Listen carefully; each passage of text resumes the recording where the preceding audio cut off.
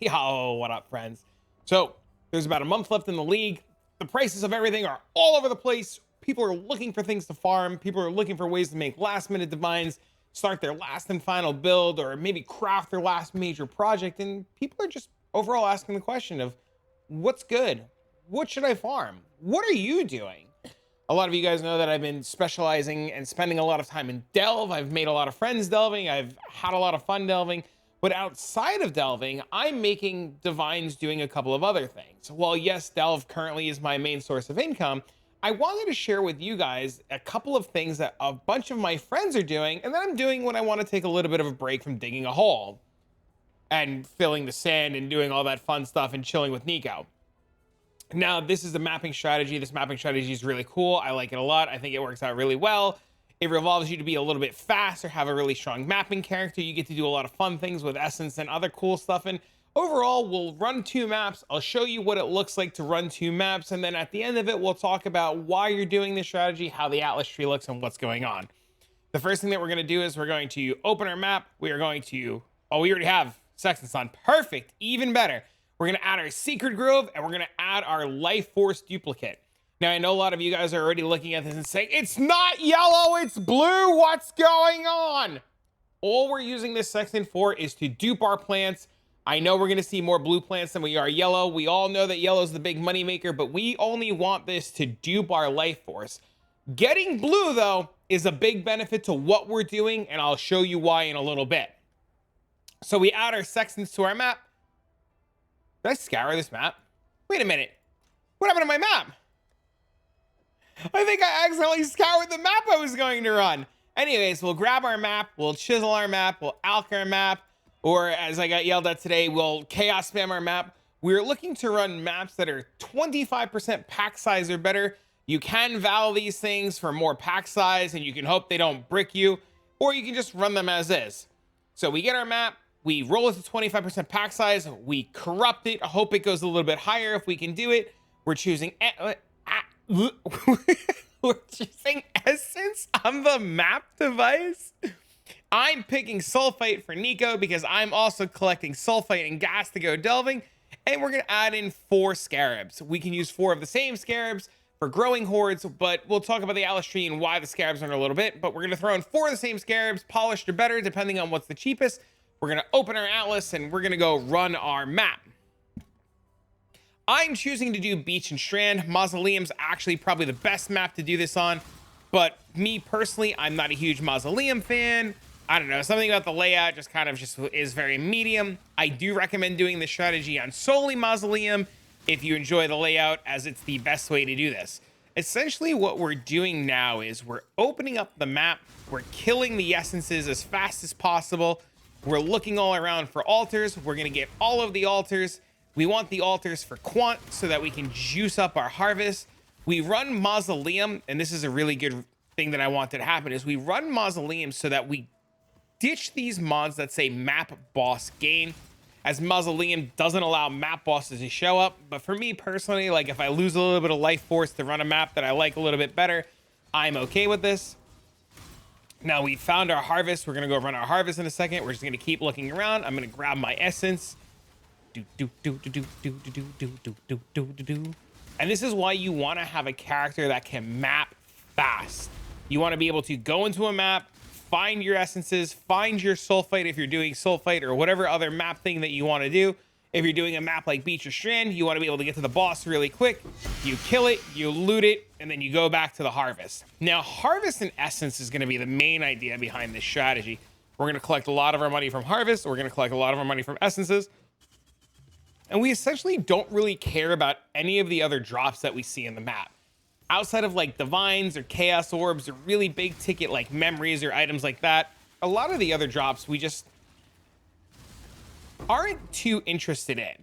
Now, a lot of my friends prefer doing this strategy with a wandering path setup. I will give you guys a wandering path setup too that you guys can copy and follow along with. But me personally, I like doing harvest, I like doing essence, I like getting the life force, and I pretty much just really enjoy a lot of what this has to offer. And we'll take a look at what this map gives us. If the opportunity arises, I always like to choose the yellow. I will always take blue or yellow before I take purple. Purple is the weakest of the colors. I like blue for essence. I like yellow for profit. And overall, we just go in, we run our map, we get our life force. You see, we got a little bit amount of life force on this map. It wasn't very good. And then we just kind of move on and go to the next one. Now, odds are, because you're running Mausoleum and Mausoleum doesn't have a boss and Mausoleum has more pack size and more monsters, you will see more altars and you'll get more pack size. So Mausoleum is definitely the best map to run for this. I wanted to take a minute though, and I wanted to show you guys what non-Mausoleum maps look like, and then we'll grab a Mausoleum map, we'll run a Mausoleum, and you'll be able to see pretty much the difference in the map and how it goes. Essentially, like I said, I personally don't mind losing a little I don't mind losing a little bit of life force to run a map that I like a little bit better. For me, I really like the outdoor sunny maps. I like beach and strand. I think they're a lot of fun. I was actually doing this strategy too on Atoll for a little bit, just because it's just super fun to run and one of my more favorite maps. And overall, like, if you're really hunting a heavy divine per hour and you really want to maximize your profits, then you're going to want to do strictly Mausoleum. If there's a map that you personally really enjoy or another strategy that you would want to run with this, like you can also maybe squeeze in a little bit of Blight or Expedition, then you should be doing a map that'll tailor to the type of content that you want to do alongside of this. Now, ideally too, I should have gone to the boss first and killed the boss first, and this way I don't get that boss altar that spawned. But it's, you know, it's not the end of the world and it's okay. Now, I've been doing this strategy, you know, pretty chill, pretty laid back. I haven't really like min-maxed it on stream. I haven't really gone, you know, balls to the wall with it. And I've just been very much so enjoying myself and running the maps and collecting the life force and going down to delve. And I'll tell you, even doing this strategy extremely casually, it has been... Do I not have Burning Ground? Oh, I just don't have Burning Ground.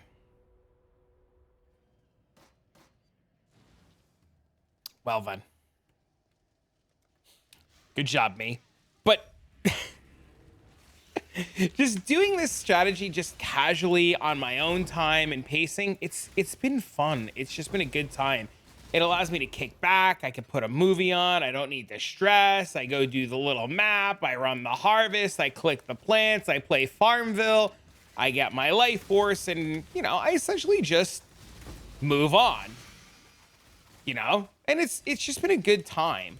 I did do Wandering Path for a little bit. Wandering Path does seem to be slightly better, but I really just kind of enjoy being able to do Essence along with it. I also really like the notables for Harvest, and, you know, it comes down to a little personal preference. The one thing that I will say is I don't like crop rotation. I don't think crop rotation is very good. But that's just me. So we've done these two maps. In two maps, we've gotten 1740 yellow, which is half a divine, 2098 blue, which is almost half a divine. You know, we're pretty much cruising. We've gotten a lot of essences, and we've just been having a good time. Now, let's just go grab a map.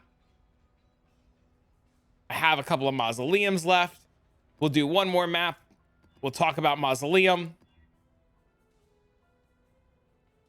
Oh, look, convenient, XDD.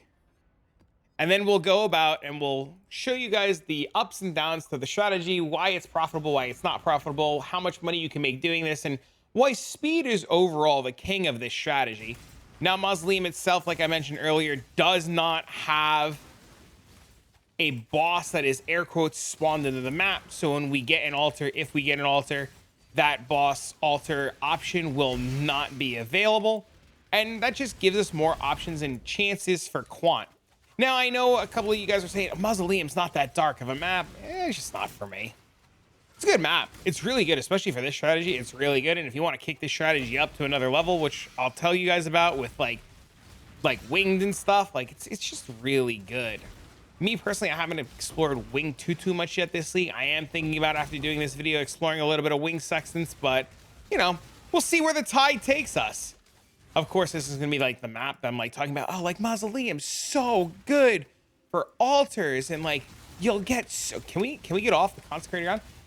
so good for altars. And then of course, like, you know, you're just doing the map and you just never see the altar ever, period. But you saw the blue flash, so we know the altars exist on the map. But you know, Mausoleum is also really good too because it's a giant circle, so you can't really miss anything. You just run around in a huge circle and you're just able to just kill everything and just kind of keep moving. I like this build too, by the way. This build I think is really good for mapping. This is Frostblades, and I kind of copied Zish. And if you guys want to know more about the Frostblades character that I'm playing and how it works and all about it and how I made the gear and any of that cool stuff, let me know in the comments down below, because I'll happily continue to make a video on this build and just kind of give you guys the rundown of what's going on. But this has definitely been probably my favorite mapper this league. Now, I mentioned earlier in the video that, like, if given the opportunity, I will always take the yellow plant over everything, especially when neither of the plants have tier 3 seeds and you want to cry yourself to sleep because neither of them have tier 3 seeds. Dang it. Coming over here, I'm going to take the red because it's a tier 3 seed. You could tell it's tier 3 by this blue outline versus this non-blue outline. And this is tier 3 seeds. So it's a lot of LifeForce, and we'll just kind of like grab this. Now, the ups and downs to purple LifeForce is it's good because, like, sometimes you have no other option and it's better to take something than to not take something. The bad about it, though, is that it's not worth as much as the others, but I mean, it's still not bad to grab. Now, I've done 60, 70 maps. I haven't really been keeping track. I've done maybe like closer to 70 or 80 maps. I take my time. I haven't been stressing this, and I have been making an absurd amount of money. Absurd. Now, if I wanted to and I kick this up to the next level, I'll make a lot more money. So you can see in this, we got 1798 of red, and you know, the price on red versus blue is just like crazy. So we try not to take red. So over the last couple of days, like I said, I've been running this strategy. I've been refilling my essence tab. My essence tab is looking a little bit bare, and I've been filling my essence tab with it, and it's been quite nice. I've been using a lot of essences for crafting, and essences overall have been very expensive. On top of that too, I have managed to do this strategy in about 70 maps, give or take, without accurately counting everything and just spitballing based upon how many sextants I've run versus, like, I still have all these sextants left. I've made this many or this much LifeForce. LifeForce is in a really interesting spot. So we have 120,000 yellow. According to the POE Awakened tool, if I click this, yellow LifeForce is 1 divine per roughly 3,000. So it says that this stack of 50 is worth 14 divines. Something really interesting that I want to point out. Just because it says the stack of 50 is 14 divines, that does not mean that is always the price. And what do I mean by that? We have 120,000 LifeForce. If I press the show more button and I go to minimum stock and I put 100,000, and I know people will search for 100,000 because people like to gamble, especially this late in the league, and people will look for people with a high number of juice so they don't have to go shopping. If I search 100,000 minimum, we see immediately the LifeForce totals go to 2,500 to a divine, kicking it down by 500. And you can see 50,000 LifeForce goes from 14 divines to roughly 21 divines. And you can make pretty good money by doing this. Now, the same thing's going to happen with the blue LifeForce. You can see right now we have another 120,000. This tells me 50,000 LifeForce is worth roughly 8 divines. I personally buy blue LifeForce in the hundreds of thousands at a time because of what I do with it. And I personally will look for 100,000 at a time. And you can see right now, 50,000 blue LifeForce with stock of 280,000, stock of 100,000 is 10 divines for 51,000, 1 divines for 5,000. So people have stock, people are doing it. Now, I had mentioned the compass, and I had mentioned the blue compass, the yellow compass, and the purple compass. I am using these compasses solely because they duplicate the LifeForce. If I were to pull up, and I will include trade links to these, if I were to pull this up and filter this by not awakened sextants and filter this by chaos, we see that the blue plants are 220C. If I change this to purple plants, these are 100 or 200, I was gonna say 120C. These are also 220C. And if I filter these by yellow, which is ideally what we would like to get, these are 300, 400C. More people are selling these in divines than they are in anything else. So we swap this over to divines and we can see it's about 1.8 divines for the yellow. You will make your money back running the yellow compass because you'll see a lot more yellow plants. Me personally, I'm not too worried about the profit aspect of it. I really enjoy having the blue LifeForce, and I think that's fine. This compass is really good. It's really expensive. I would not recommend buying these in 16s or 16 uses. As you see, it's 1.8 divine for 4 uses, or it's an absurd amount for 16 uses. Buy these in 4s. They're really easy to grab. You can get them on POE Stack and get them on the trade website very, very, very easily. The Sacred Grove one, too, same thing. If you check the price, you can actually click on this online button, set this to chaos, and we see these are roughly 60 to 70 KS a piece. Oh. Now, like I said, we use this solely for the double. I also like the blue. And you're going to say to me, well, why do you like blue LifeForce? Why would you do that? What is the whole point behind blue LifeForce, and why are we doing this? Now, if you watched a lot of my previous videos about essences, you know that I like to re-roll my essences, and essences right now alongside harvest, they're very, very, very expensive. What do I mean by this? Essence of Envy is 20. This is crazy. And if I wasn't streaming, I would buy these and then resell them.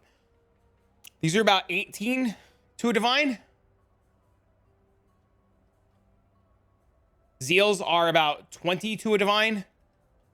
Loathings are 12, 11 to a divine. Since that's actually insane. Hatreds are 19 to a divine, or contempts are 19 to divine. Hatreds are still 36. And pretty much just a lot of these essences, 6. Oh my God. These are 6 to a divine. That's crazy. Delirium, 7 to a divine. Hysteria, 6 to a divine. Oh my. Wow. Wow. Anyways, we use the blue LifeForce because essence is expensive. Essence is good money. So we're going to take some bad ones, and you're going to know which ones are the bad ones because you're going to price check them, and the price on things change. So like, we'll take a look at Sorrows. These are 28. These are still really good.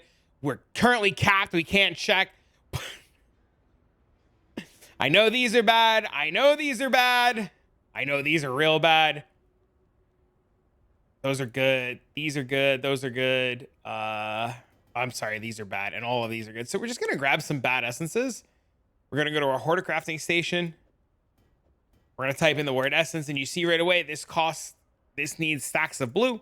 We just click it one time. We turn them into good essences. If you don't know what the good essences are, I can put a list for you guys. Oh, wait. I don't want suffering. Sufferings are bad. Angers are good. Why did I grab anger? I can put a list of the good essences and the bad essences in the description for you guys. So if you're not too sure which kind of essences you should be rolling for, the best advice that I can give you is to price check your essences in terms of divines and just kind of take a look at what people have in stock and what things are selling for, and you can make up your own list. Now, things like Essence of Woe, depending sometimes during the league and what league we're in, sometimes are really valuable and sometimes they're not really valuable. So like essence prices change. Essence prices also change during the day. So if you're NA and it's midnight NA, 1 o'clock in the morning, essences are more expensive. If it's NA 11, 12, 1 o'clock in the afternoon, like 11 a.m., noon, 1 o'clock in the afternoon, essences are cheaper. So you have to play the essence market based upon what time it is and what time zones are up to. I know that sounds a little bit crazy, and I know a lot of people aren't going to be looking based upon markets, but if you're like me and you spend some time on POE, or you know a trader and you can hand them off to a trader at certain markets, you'll be able to make way more money. Now, I know a lot of players are going to tell me too, well, I could just unload my entire Essence tab on TFT. You could do that as well. I personally do not unload my Essence tab on TFT. I list all of my Essences on trade, as I have made way more money selling Essences on trade. Now, the really cool thing about Essences too is that you can buy Essences on TFT and roll them yourself and sell them on trade and make an absolute killing. But pretty much the whole point of today's video is Harvest is cracked out of its mind. Essences are like absurd. And I found out beasts are crazy too. So I'm going to go explore beasts too in a day or two and maybe explore some winged. But the Atlas tree, it's really simple. It's really easy. I almost forgot to talk about it because I was so excited about everything else. The Atlas tree, we just pretty much take a node that says essence. We take a couple of delirium nodes because if we manage to get delirium and we proc a mirror naturally, we get to run the map with delirium and that adds more quant. I take all of the essence nodes and all the Nico nodes because I'm doing sulfite stuff. If you want, you just remove all the Nico nodes and you can put them wherever you want. The main point of the strategy here is if you want to run essence, which I recommend you do, you take all of the essence nodes. If you want to run harvest, we take all of the harvest nodes, reducing the amount of blue and purple. I don't like crop rotation. I think it is really bad. We take growing hordes. We take blue altars or red altars, depending on which one you want to farm. In my personal experience, blue altars offer more quant and more rarity, and I've just had more success with blue altars in terms of getting more quant and more quant options and getting more LifeForce than on the red side, but the red side is also really good. If you're not going to do the Nico stuff, oh, also take the top hat. The top hat's really important for everything. If you're not going to take the Nico stuff, I would say and look into Unrelenting Torment and Seance. These are really good nodes as you can get the Sextant that says Tormented Spirits drop Scarabs and then you can restock your Scarabs. Growing Hordes, don't forget you have to take, you get pack size based upon the type of Scarab that you put in. I would do at minimum Polish and at maximum Gilded. I would not run Rusted. I would not run Winged. I think the price point for Winged is too damn high. It's like the Ren, too damn high. Gilded are good. If you can get good Gilded Scarabs for cheap, I would definitely run Gilded, without a doubt. I use Singular Focus because I want to restock my maps. I told you guys that I was running Beach and Strand. I recommend probably doing Mausoleum, as Mausoleum will be the better map. You don't need Singular Focus, but I like Singular Focus a lot. You don't need to run Essence. I like adding Essence to the map. They don't really add that much more time to the map that I'm doing. And I love doing Nico because I love delving. So just play around with the map. I did mention that Wandering Path is slightly better, and I'll include a Wandering Path tree in the YouTube description. So if you're looking for a Wandering Path, I'll include that there. And I also have a tree that uses, what the heck is this called? Expedition. So if you want an expedition tree, there'll also be an expedition tree down in the description below. For now, friends, I just wanted to let you guys know this money's crazy and it's really good and it's something that you guys should probably be looking into. And if you want me to try a farming strategy for you, or you want me to talk about a farming strategy, or there's something that really interests you, let me know in the comments down below. I'll be more than happy to make a video about it or look into it and do some research on it. But for now, friends, if you've enjoyed this video and you've made it this far, thank you so much. Don't forget to like button, share, subscribe, and turn on notifications. And if you want, you guys can come join me in the Discord. The Discord is insanely active. Or come on over to the Twitch stream. I'd be happy to chat with you guys. Anyways, friends, for now, I'm going to get this video out to you guys, and I'll see you all in the next one.